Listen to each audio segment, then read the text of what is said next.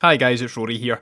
Just wanted to leave a quick note to say that if you enjoyed last week's episode and want to keep up to date with the content that we release every week, please remember to follow or subscribe to us on Spotify, Apple, YouTube, or whichever platform you're listening to us on.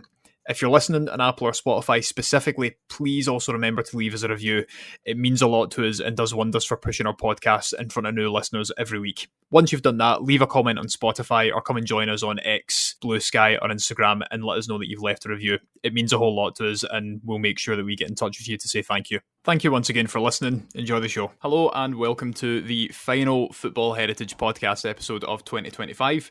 I'm your host, Rory Bryce, and today I've got the pleasure of being joined by the co-founder and one of the chairs of the Kernow Football Alliance, Jason Heaton. Jason, thank you very much for joining me this morning. How are you doing today? Very well, Rory. Grand risings to you. I'm very much looking forward to our conversation. Grand risings indeed. We were up at 7:30am to record this, a decision that I am regretting slightly, but I'm nonetheless delighted to be here. Now, we're going to get into what the Cornwall FA are in a minute, but I was first exposed to Cornwall when I went to the friendly that they played against the Alba FA, which is mentioned in one of our other podcasts up in Inverness during the summer. And it's led to this really nice development of an idea that I've had surrounding Cornwall, Alba, and all of the other Cornish nations. The Kernow Football Alliance are the football association which represent Cornwall and all the football clubs within Cornwall and the Cornwall national team as well.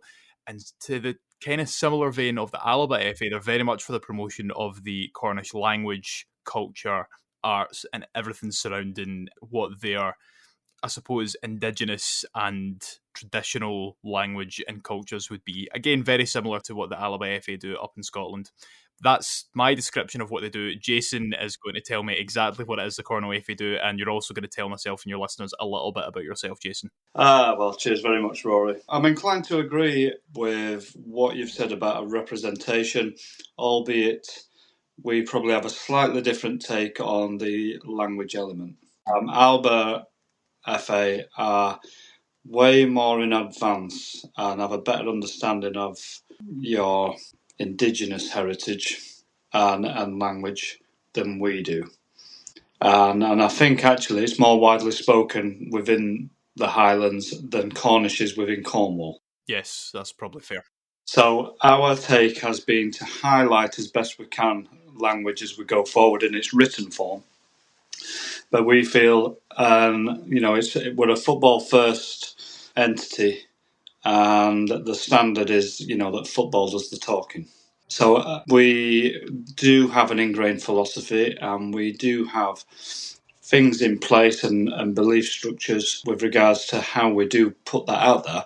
And I would say that is the strongest way that we could express ourselves as a nation, actually, to let the football do the talking. If you want to show you're in order, you turn up. But ultimately, to express yourself as a people with the ball on the floor is where we are predominantly at. We are involved in the language element, but because we feel that it's actually been more erased. Yes. It is that way around. It just is. So we're of the notion that if we can get people to at least acknowledge and think that there's a language to look into and learn, then that is actually how far removed the Cornish language is. So we're just, as best we can, you just get people to think and recognise it, but embrace the game and let football do its thing as well, Yeah, I think that's a great point. I mean, we've seen, and I've mentioned so many times on this show, the amount of national teams who don't have nationality or don't have borders who use football as a means of expressing themselves, getting their identity out there and actually, giving themselves and their communities a little bit of empowerment in the face of oppression. It's a massively important thing. But what you said there, that the big difference between the Cornwall FA and the Alba FA is that the Alba FA and Gaelic Scots still have a language that they can have passed down to each other, whereas for our listeners who don't know, the Cornish language sadly went extinct and is now back to being on the endangered list because there's been a bit of revival of people learning it. But unfortunately, one of the sad things about the Cornish language is that there is no one left that is able to pass down the language onto people. There are now, of course, because people have revived it, but there was a gap in the timeline there where people were not able to pass it down anymore, which is hugely regrettable. That's right, and like you say, it was almost gone. I think there's more Cornish speakers in Mexico, because of the actual the people shift from the 1750s onwards, than there is here. In fact, it's probably fair to say now, if you speak to Cornish people, that the Cornish are a minority in their own land. Yes, and it's down to the exact same reasons that Welsh people, Irish people, Manx people, Gaelic people will have faced the same kind of oppression and forced assimilation into what would be called English or British culture, I suppose, as to why these languages have fallen out of existence and become incredibly endangered. That's right, but to nick a little saying maybe from Noel Gallagher, he's got Irish roots. We can chuck him in there. He once quoted, that the best of music is written in the hardest of times. It's very true. But I also think football has the same connotations. The best of football comes from the hardest of times. When people do actually pull together, it's got a street element, and Cornish football, it's a tough place to be, and it's an intense footballing infrastructure that's unique in the UK because it's simply, up until the start of this season, had no professional club in its history. Truro have just turned professional, so all the sort of professionally minded players, a few do go, on to bigger things, shall we say, but a lot stay within Cornwall, so you have a really, really intense footballing infrastructure. And it's kept the spirit alive. I'll be honest with you, I feel quite fortunate in a way that we actually have the opportunity to create an international team. And for the most part, everyone is in as an amateur player. So there's good accessibility and there's good accessibility both ways for players to be able to just come in and drop out and no contractual agreements as such. So yeah. Yeah, it's a good system of doing it as well. It speaks to, and it's just, I think Alba are kind of similar, where it kind of speaks to, this is a good thing about CONIFA national teams, or teams that play under the CONIFA banner, is that they're able to do this. It's very fluid and, like you said, accessible, which is a huge thing. And it means that you can speak with players, diaspora players from all over the world as well. One thing I did want to ask you, though, for myself and for our listeners, what is Cornish culture and how does that actually look? It's a good question. Well, I think as in with all culture, the Cornish people know the Cornish. That's one thing. They do know, the Cornish. I wasn't raised in Cornwall. I was raised in Pontefract in West Yorkshire. That's where I spent the first half of my life. And apart from a short stint in the forces and living in the Lake District for a couple of years, I spent the second half of my life in Cornwall. But Cornwall's been very good to me, and Cornish people have been very good to me, and they are quietly very proud of who they are. But there is definitely a sadness. There's just bound to be, right? We're talking hundreds of years of to-dos and cajoling and manipulation and overawing. So there was one thing I came to realise before we actually started Kernow FA. I was a grassroots coach for 20 years, and we used to take everything away from La Masia and give it away in Barcelona. And I'm a massive Rondo fan. Everything is based around Rondo in my head. It makes perfect sense. And there was one thing I came to take notice of, and it was, say, when a Cornish person had been and competed at the Commonwealth Games or the Olympics, and they've medalled and come back with a gold or a bronze, and maybe like Helen Glover, the rower, famous Olympian rower, something like that, and they'll be like, "Yeah, it's amazing, such a beautiful experience. I'm truly grateful. I just wish I could have done it for Cornwall." Yeah.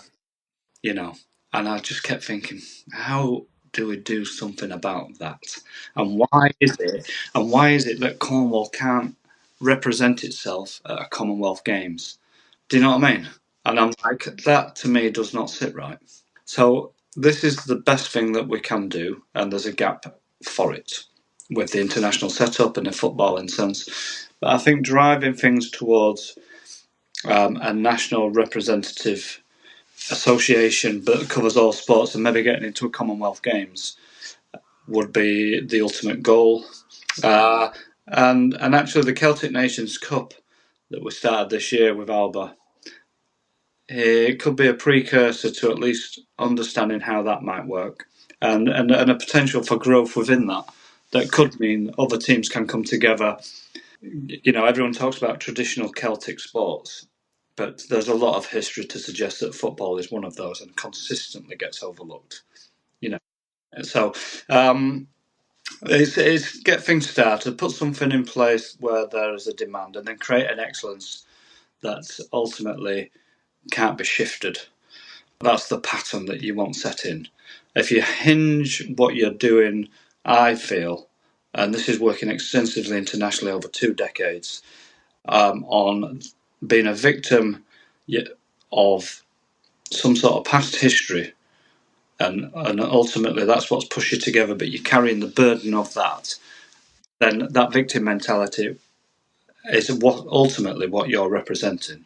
I've worked with teams to try and rid themselves of that victim mentality and actually just play for future generations, and put something in place that people can aspire to be a part of, and utilise that as their own sort of identity. Really, do you know what I mean? Yeah. That's kind of where we are with it. It's a big picture, but these are genuine thoughts and processes by which are now fully underway. Yeah, I think it's the reason that you founded the FA there, and what you mentioned is fantastic, to give Cornish people a representation on an international stage. And as I said earlier on, that type of thing can be so powerful for so many people because it gives them that representation, but it also gives them a platform to show what they're about and to represent something that is ultimately bigger than them, bigger than, like you mentioned, the generational trauma that they've had, and gives them a reason to progress as well, which I think is very important. That's right, and I feel that the trauma, adults projection trauma, onto the younger generation is how things get compounded, right? And not everyone is actually not everyone is a victim either. The whole situation, it is what it is, but you can still choose your own mind and choose to be active, right? So let's make sure that there's a platform, a gateway, an opportunity for those that have got the awareness or simply refuse to be dragged in by these projections, to have a go and turn things around. And that, I know I might say it's turning it around. It's just actually it's already there. All you're doing is giving it a little opportunity to go somewhere. 100%, and it's like you said earlier, it's something that already exists, but it's just reminding people that it's there. It's reminding people that this is something that can be overcome. That's right. Choices now, right? The present is called such because it is a gift. It's a good way of putting it. So let's move on to what I guess would be considered your remit as one of the chairs of the Cornwall FA. So you've already mentioned Truro. What other football clubs actually call Cornwall their home? Oh, there's loads, mate. The footballing infrastructure in Cornwall is huge, extensive, and pretty much all volunteer. It's astonishing, it's Cornish football. It really is. So, right the way up from Saltash all the way down to St Ives, there is a football club in every town and every village. And they all have youth system, they all have women's football for the most part, and a lot of football for players with unique abilities as well. You just literally look down the list of towns in Cornwall, there's a club in every town. That's really what you want in terms of an infrastructure as well, and I guess it probably makes things a little bit easier as well when you're picking your player pool. Well, I don't know. I think selection is actually pretty tough. It's not to say that Cornish football isn't without its politic, and there are contractual agreements, for at some clubs with players, people getting some wages and tying in, and then all sorts of bits and bats goes on, mate. But well, I'm not often involved in the team selection. I can be called upon to get in touch with players, but ultimately squad and the squad element is the manager and the head coach, and they are way more active than me, involved in the game at that level day to day, week to week than I am by a mile. International thinking and to-dos is just that. Darren and Andrew and Wayne Roberts as well, goalkeeper coach, Captain Wardy. That's pretty much at their door, and that's something they have to deal with. Fair enough. I suppose it's good to know that that's where your role within the FA is, though. Do you know what I mean? Knowing where your lane is and knowing that you can help out when necessary, but it's fair enough, I suppose. I mean, just out of curiosity, because I know it can be different depending on what nation, particularly when we're talking about Canifa nations. But how is it that you actually choose to scout and cap players? Is it based on Cornish ancestry, or if they are brought up in the language, or is there a bit more leniency with it? I'm actually quite curious in how you guys go about this. Well, it is if you're born in Cornwall or born Cornish, because quite often everyone they have to go over the border to the local hospital, which is in Devon. So the majority of Cornish people are born in what's the hospital called now? Anyway, it's in Plymouth. So, but there's also Trelisk in Truro. So, but anyway, born in Cornwall. But if you were brought down as an under 16-year-old and you have played football here since you were under 16, then we also make it eligible to be able to play and represent. Because one, you don't know any different. Two, it's completely out of your control that you were brought here as an under 16-year-old and raised, and you just don't know any different. So that to us is absolutely fine. The speaking of the language is not a criteria for us. Okay. Like I said, the language for us is let football do the talking. Okay. To a degree, and it's up to us at the head office to try and incorporate some wording and put it in and around the football when we're on with whatever we're on with. It really is quite. It's just so small. The language, the Cornish language element in Cornwall is a very, very small thing. So we're just doing our best to raise its awareness. Yeah, for sure. So whereas the Alba FA, Callum is very keen on encouraging the players speaking Gaelic. And it's quite funny, actually, that when I went up to see Kernow play Alba up in Inverness, I'm going to be completely honest, that's the first time that I was actually around Gaelic speakers in person, speaking it fluently and what I would say casually. So it's just incredible the kind of things that can happen when you don't realise how, I suppose, kind of on the edge of language actually is, particularly where I'm from in the Lowlands. But so obviously the Alba FA encourage speaking Gaelic during games to encourage spreading it, encourage other people learning it, even if you're not a native Gaelic speaker. I just wondered, is that something that you guys do as well? Is there anything that you do to try and teach people the Cornish language, or is it something that you don't see as being under your remit? It goes as far as me learning a few words, being taught by Cornish speakers a few words, and then bandying them around players to get them to at least think about it. And we do the written thing. And when I came up to Inverness, I'd learnt a couple of lines, and I did it on Gaelic speaking TV, the BBC, and that's where we are. That's as much as we can do in that area, really. As we're only 7 years old, and to get to where we've got to is astonishing, really. So we're not doing bad. Maybe in like 40, 50 years' time, and it's all gone beyond me, it might all be back in Cornish tongue, and it might have had a complete revival, and there might be a lot of fun around it. You know what I mean? So it's just my job to get things set up. Yeah, but like you said as well, though, and more importantly, it's about promoting Cornwall through playing football against, other Celtic nations, but also other, in other non-FIFA affiliated tournaments as well, and giving yourselves that platform. Yeah, and also the actual Celtic element is really strong. We came up to Alba. There was something, there's a lot I could say about Alba's work. Callum taking the lead, the language.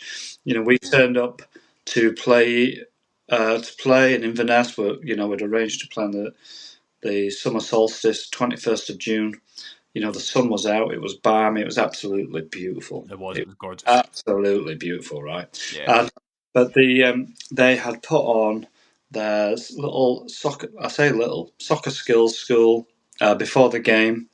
There was about 200 kids, all being coached, beautifully set out, all speaking Gaelic, all chuntering along, just beautiful. It was amazing to see. It was genuinely amazing to see. I'm like, look at that.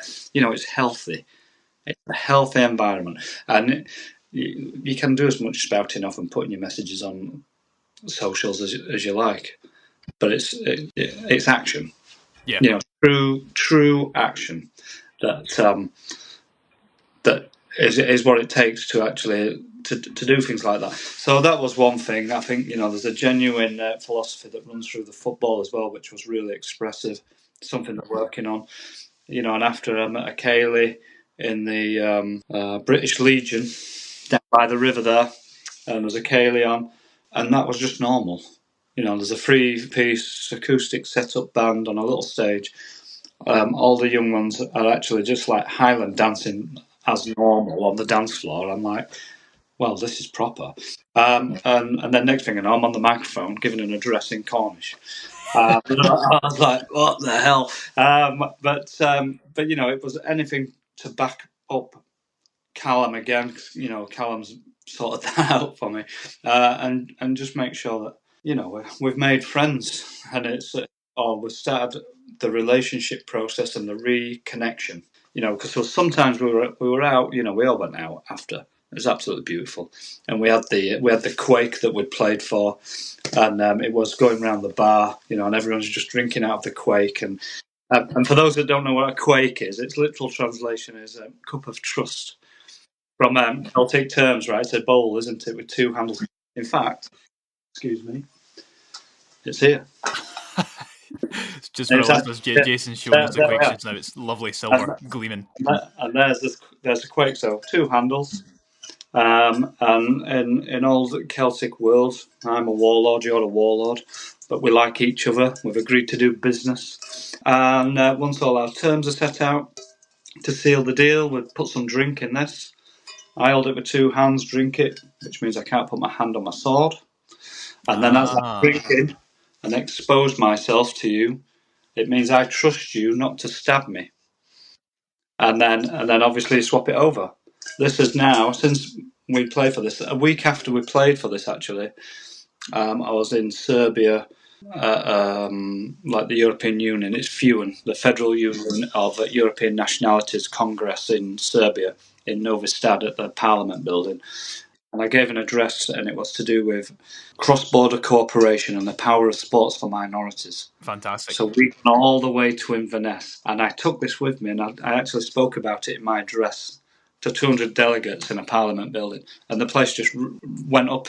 Everyone's like, whoa, love it. So it now goes everywhere. We sealed the deal with this the other day. So that history now it's started, is what we take. We take this everywhere. And we take that story, and then they add to that story. And that's what it's all about. It's about bringing back trust, element, and awareness. So there we are. And that was Callum's idea to do this. I'd never heard of one. It's a good way of championing and celebrating traditional cultures as well, obviously. And, just a note on what you said, like when you went to Inverness, it was proper. Do you know what I mean? Like, bearing in mind for our listeners who listen to the Alba episode, they'll know that I kind of emphasise quite heavily that I'm from the Lowlands, right? And Gaelic speaking and Gaelic culture isn't really a thing here, barring Glasgow, which is one of the largest Gaelic speaking areas of Scotland out with the Highlands, right? So even when I went up to Inverness, as I said, I was around Gaelic speakers for the first time. But see, when I see a proper Cayley, even I think that's proper. And there's a lot to unpack in saying that sentence because, people would assume that because I'm Scottish, Cayleys are a very big traditional part of my life. And yes, they are, but not in the traditional Highland sense. It is almost in a way that is kind of performative almost, because it's like, oh, well, we're doing this because we're copying those guys. Do you know what I mean? So, there's a lot of elements in that as well, but up in the Highlands, they do it properly. But it was fantastic to see this kind of coming together of Celtic nations for the first time, and there's a lot there to build on, I think. It was, mate, you are so right. It was just so beautiful. And the reconnection was so genuine, right? And again, so, we were all out after, and we're all having a chat, and before, I've been going to Scotland since I was 12 years old.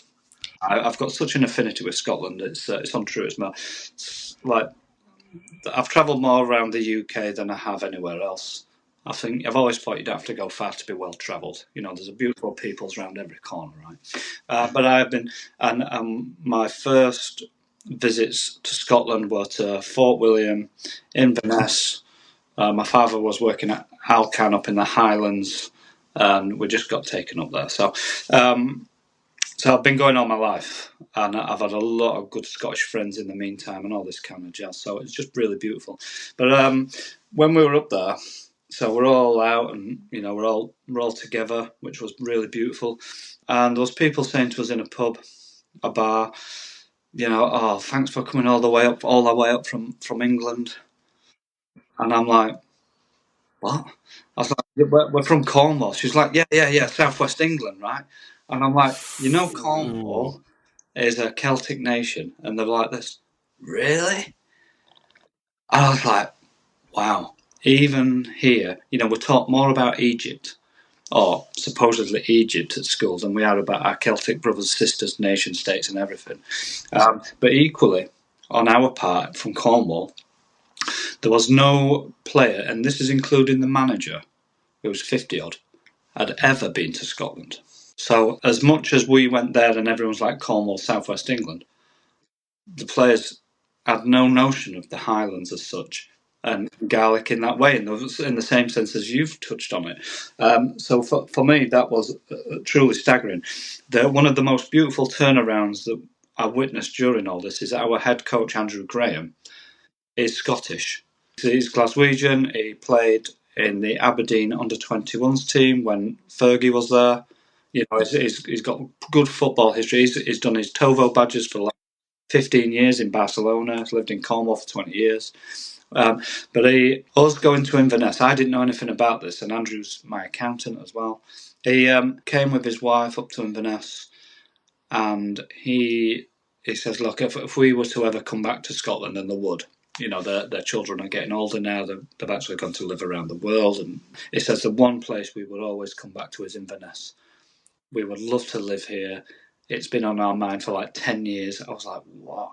And we just ended up playing this game, but I'm watching my head coach, not torn between two worlds, just really grateful for the time he's got to do football with one team from where he's gone to live, to go back to where he loved to live, just to see him in his element. I was like, that'll do. One of the best gifts I felt that could ever happen, do you know what I mean? And it was completely universal thing, I didn't even know about it, so that was very special. It's part of what a cultural exchange is, I think, which makes it special as well. It just adds that sustenance to it, doesn't it? Honestly, and the connection. Yeah. Across the board. And the conversations, because I was saying to people, my point about mentioning I've been going to Scotland all my life is I was saying to the Cornish, to the team, that Scottish hospitality knows no bounds. It says you go to Scotland and you are as an equal. My home is your home. You'll be taken care of. It's just a really great place to go. Scotland always has been.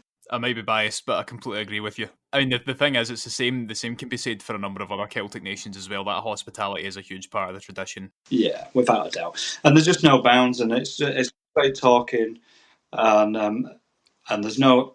Quite often, there's no conflict in the minds of Scottish people with regards to having a good conversation.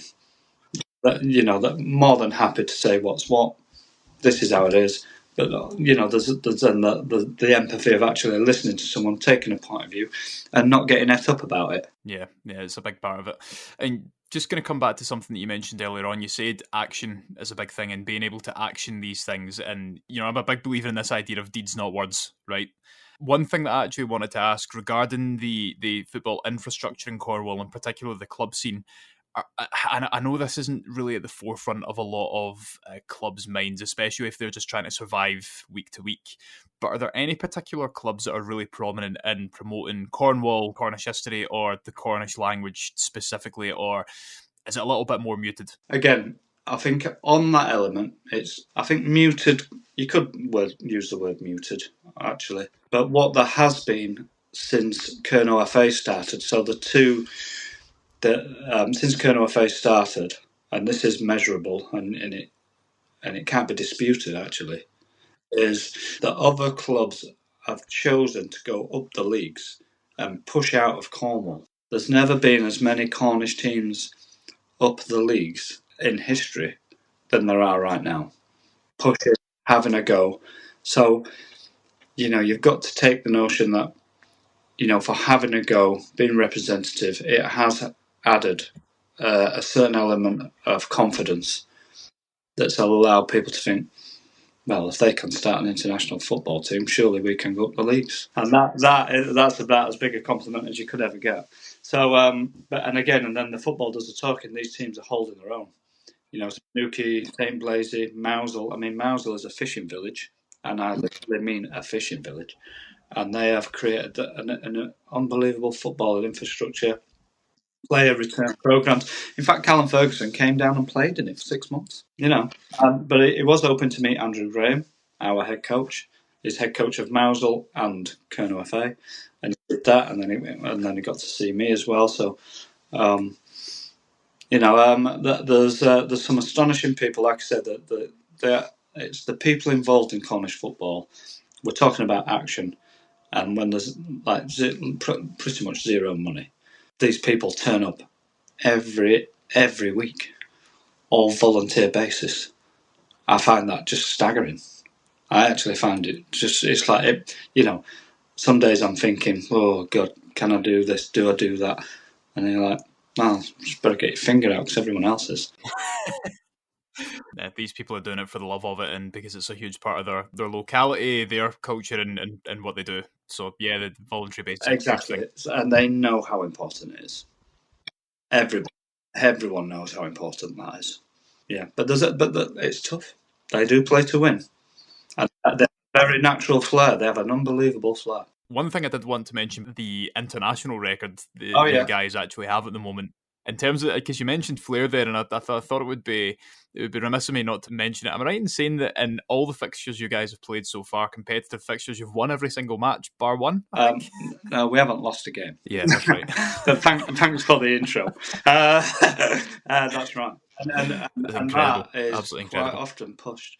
We don't really get to train together. Yeah. That shows the intensity of this football down here. Everybody knows everybody. And you do not have to tell a Cornish person to turn up to represent Cornwall.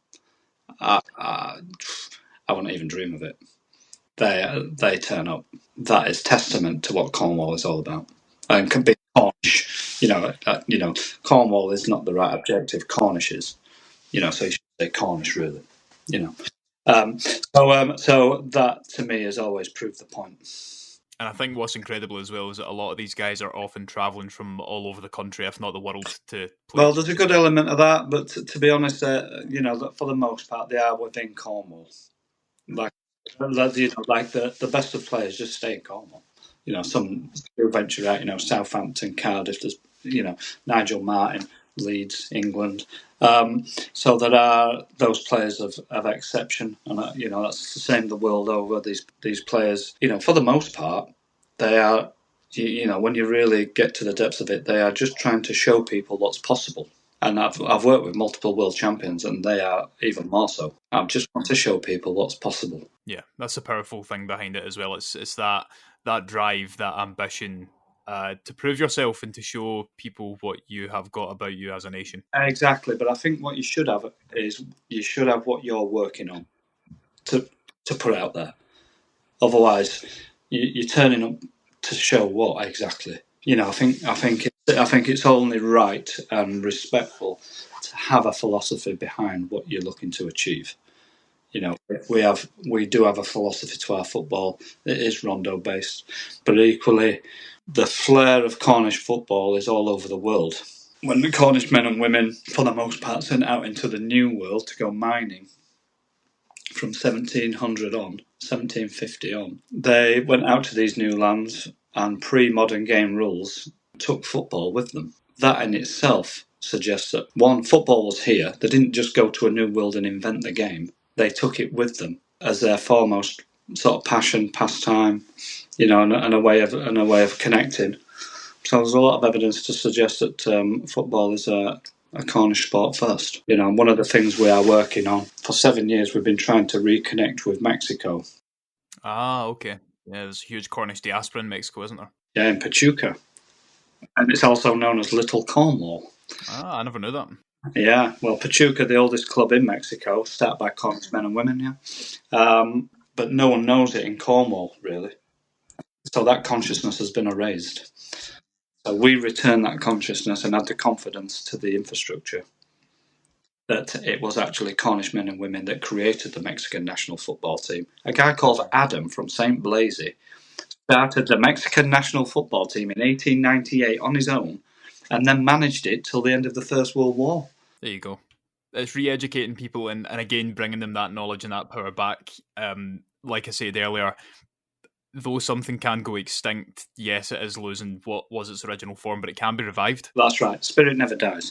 And actually, it was one of your stories that I looked at because I'm a massive fan. When the Basque people played Ireland and went to Ireland and played them in that historic match, and it just made me think that the Basque region, it is a Celtic region. And when you consider the movement of people around the 1700s, the Highlands, the disbursement, Cornish, dispersed, Basque, dispersed. But I think there's a good chance that the Basque and the Cornish did meet in Mexico. I think the peoples were all shoved in the same place because, within the history of Cornish people, there was a lot of people marrying Spanish people, coming back with Spanish people. You know what I mean? And there's this little flow. And what it's come to now, in my point in history, I've got a kit deal with Miba, right? So Miba, Catalonian kit making company, that was the kit for Barcelona for the 70s, 80s, and 90s. Its history with Total Football, which I know nothing about until this year because it's only just been relaunched. It's something we've been working on forever. And now all of a sudden, Miba have decided to bring the owner of Miba. So just a little bit of history for you. So Miba was bought by Johan Cruyff, his business partner, when he was manager or just after he was manager of Barcelona. But they chose to do nothing with it and vault it. Now, the business partner has brought it out the vault, and we are literally the sixth team in the world to get a kit deal with Miba.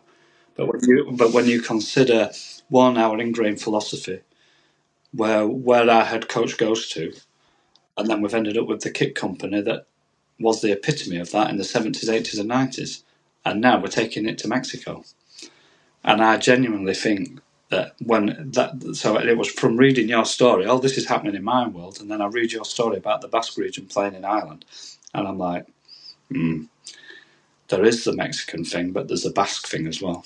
Yeah, absolutely. And it all kind of comes nicely full circle, I think, is what the thing is. You get all these things kind of align in a really, really nice way. It's astonishing. You can't write that. You can't write that. Mm-hmm. You can only play your part. Yeah, no, absolutely. And now with that, obviously, Jason, just before we finish up, what are your guys' plans for the future? Have you got anything in place for 2026 so far? Yeah, we're gunning for the CONIFA Men's European Championships. Nice one. There's a chance that a team from the US come over in the summer from Portland. And we'll be picking up, we've just appointed our new director of disabilities football, Taylor Hoskin.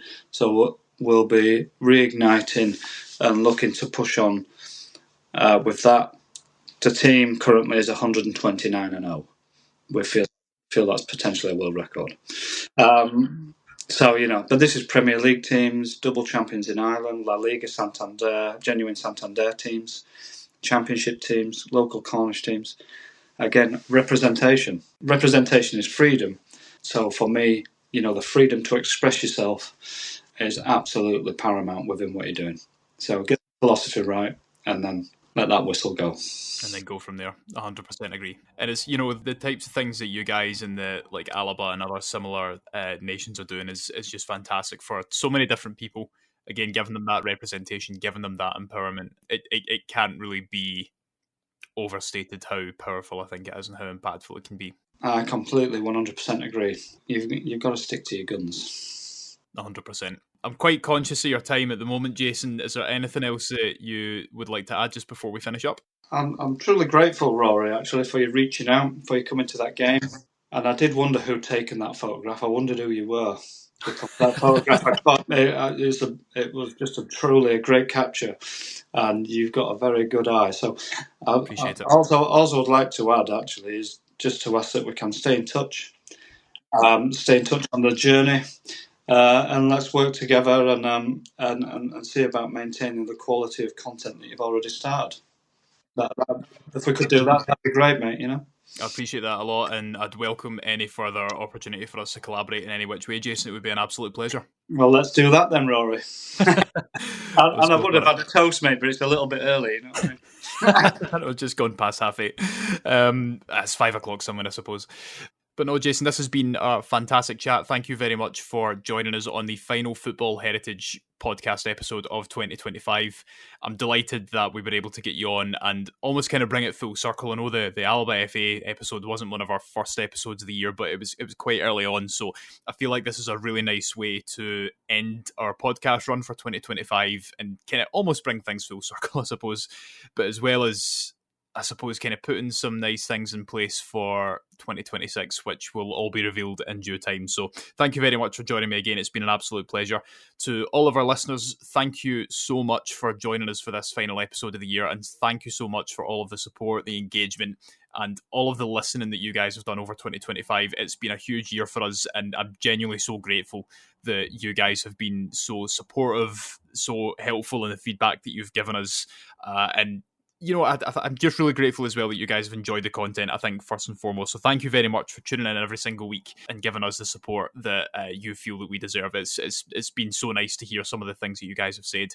If there is anything that you would like to ask us about this episode, or if there is anything that you would like to suggest for 2026, then please do get in touch. You can DM us on X, that's @_footyheritage, or you can also email us at hello@footballheritage.co.uk. But that'll do us for now. Jason, say goodbye. Murash. Murash, and it's goodbye from me as well. We'll see you all again in the new year. Goodbye.